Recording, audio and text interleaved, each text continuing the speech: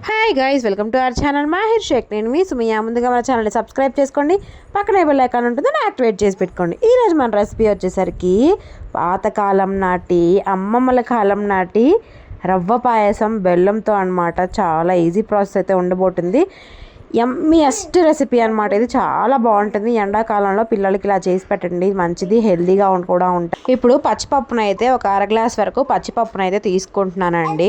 ఒకే glass మెజర్మెంట్కి ఒకే glass అయితే వాడండి. దీన్ని బాగా వాష్ చేసుకొని ఒక 1 అవర్ దాకా సోక్ చేసి పెట్టుకోండి. బాగా సోక్ అయిన తర్వాత నీళ్లు మునిగేంత వరకు ఇట్లాగా నీళ్ళు అయితే వేసుకొని కుక్కర్లో పెట్టుకుంటున్నాను. కుక్కర్లో వేసుకున్న తర్వాత ఒక 2 విజిల్స్ రావాలన్నమాట. 2 విజిల్స్కి పప్పు అనేది మెత్తగా ఉడుకుతుంది. ఎగ్జాక్ట్గా టైం ఉంటే మీకు 2-3 అవర్స్ నానబెట్టేసుకోండి. టైం లేదు అనుకుంటే ఒక అరగంట నానబెట్టుకున్నా సరిపోతుంది అనమాట. ఇలా అవి విజిల్స్ వచ్చేలోపు మనము ఇంకొక ప్రాసెస్ అయితే చేయాలి. ఇప్పుడు కడాయిని అయితే పెట్టాను. ఒక ఫుల్ టేబుల్ స్పూన్ వరకు నెయ్యి అయితే యాడ్ చేసుకుంటున్నాను. ఇప్పుడు ఇందులో మనం ఎక్కువ ఏం వేయాల్సిన అవసరం లేదు. జస్ట్ ఒక 4 జీడిపప్పు ముక్కలు, కొబ్బరి ముక్కలు 4 అలా కనుక వేసినట్టయితే టేస్ట్కి బాగుంటుంది. మధ్య మధ్యలో పంటికి తగులుతూ ఉంటాయి అనమాట. దూరగా గోల్డెన్ కలర్ వచ్చేదాకా జీడిపప్పును అయితే ఫ్రై చేసుకున్నాను. ఏ గ్లాస్ అయితే తీసుకున్నామో ఆ గ్లాస్తో ముప్పావు గ్లాస్ వరకు రవ్వనైతే తీసుకుంటున్నాను. ఎగ్జాక్ట్ కొలతలు చెప్పాలంటే అర గ్లాస్కి అర గ్లాస్ రవ్వే సరిపోతుందన్నమాట. ఇప్పుడు అర గ్లాస్ రవ్వ మొత్తాన్ని ఫ్రై చేసుకుంటున్నాను. ఇలా ఫ్రై చేసుకున్న తర్వాత అది కూడా కొంచెం గోల్డెన్ కలర్లోకి వచ్చింది. ఇప్పుడు దాన్ని మనము పక్కనైతే చల్లారబెట్టేసుకుందాం. ఇప్పుడు ఈ పప్పు ఏదైతే ఉడికిందో ఆ పప్పులోకి మనము ఒక గ్లాస్ వరకు, ఫుల్ గ్లాస్ వరకు అయితే బెల్లాన్ని అయితే యాడ్ చేసుకుంటున్నాను. ఇప్పుడు బాగా ఉడికిందో లేదో టెస్ట్ చేసుకుందాము. చూసుకున్న తర్వాత ఒక గ్లాస్ వరకు బెల్లాన్ని కూడా యాడ్ చేసేసి వెంటనే ఇలా కలిపేసి మళ్ళీ మొత్తాన్ని పొయ్యి మీద అయితే పెట్టేస్తున్నాను. ఇప్పుడు ఇందులో మనము నీళ్ళు కూడా యాడ్ చేసుకోవాలి. అర గ్లాస్ రవ్వకి 6 గ్లాసుల నీళ్ళు అయితే పడతాయి అన్నమాట.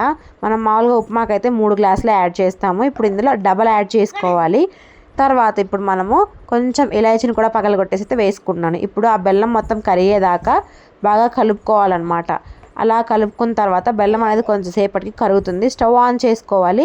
బాగా ఉడుకుతుంది అనమాట. బెల్లం కరిగిపోయిన తర్వాత ఇట్లా ఈ విధంగా ఒక పొంగు అనేది వస్తుంది. ఇలా పొంగు వచ్చిన తర్వాత చిన్నగా కలుపుకొని మొత్తం కలిసిందో లేదో చూసుకొని ఇప్పుడు 2 ఉప్పు కళ్ళు అయితే వేసుకుంటున్నాను.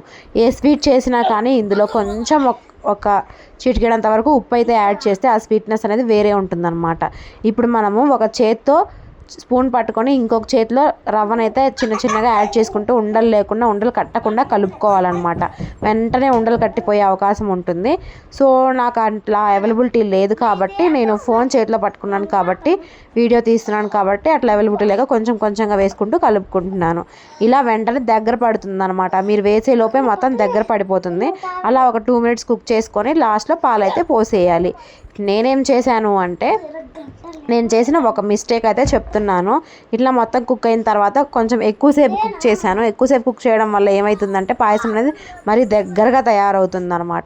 ఈ స్టేజ్లో ఉన్నప్పుడు పాలను కూడా పోసుకొని కలిపేసుకుంటే మన పాయసం అనేది రెడీ అయిపోతుంది. సో చూసారు కదా, ఈ వీడియో చాలా ఈజియెస్ట్ రెసిపీ అనమాట ఇది. ఎప్పుడు పంచదారతో, సేమియా, సగ్గుబియ్యమే కాకుండా ఇలా రవ్వతో కూడా అప్పుడప్పుడు ట్రై చేయండి. చాలామంది వినాయక చవితిలో చేసుకుంటూ ఉంటారు. వినాయక చవితికి నేనేం చేశానంటే కొంచెం చల్లారిన తర్వాత ఇట్లా పాలను కూడా వేడి చేసి కలిపేశాను. ఈ కన్సిస్టెన్సీలో ఉన్నట్టయితే రవ్వ పాయసం అనేది బాగా చక్కగా కుదిరినట్టు టేస్ట్ అయితే భలే ఉందన్నమాట. చాలా చక్కగా ఉంది. మా అబ్బాయి అయితే భలే ఇష్టంగా తిన్నాడు. పిల్లలకి ఇది ఒక మంచి హెల్తీయెస్ట్ రెసిపీ. ఎందుకంటే పచ్చిపప్పు అనేది ఒక కొంచెం ప్రోటీన్ ఫుడ్ లాంటిది కాబట్టి పిల్లలకి హెల్తీ కూడా. యాజ్ ఇట్ ఈజ్ సేమ్ బెల్లం కూడా అంతే, జలుబు కూడా చేయకుండా పర్ఫెక్ట్ కొలతలతో చేసుకోండి. పర్ఫెక్ట్గా కుదురుతుందన్నమాట. చాలా ఈజియెస్ట్ రెసిపీ. సో ఈ వీడియో మీకు నచ్చిందని అనుకుంటున్నాను. నచ్చితే కనుక లైక్ చేసి, షేర్ చేసి, సబ్స్క్రైబ్ చేసుకోండి. మరిన్ని ఇంట్రెస్టింగ్ వీడియోస్ కోసం ఛానల్ని సబ్స్క్రైబ్ చేసుకోండి. ప్లీజ్ కామెంట్ చేయండి ఎట్లా వచ్చింది ఏంటి అనే దాన్ని. మీరు కనుక కామెంట్ చేసినట్టయితే ఆ కామెంట్స్ వచ్చిన పేర్లని రేపు నేను వీడియోలో మెన్షన్ చేసేస్తాను. Thank you so much for watching guys. Don't forget to subscribe. Thank you.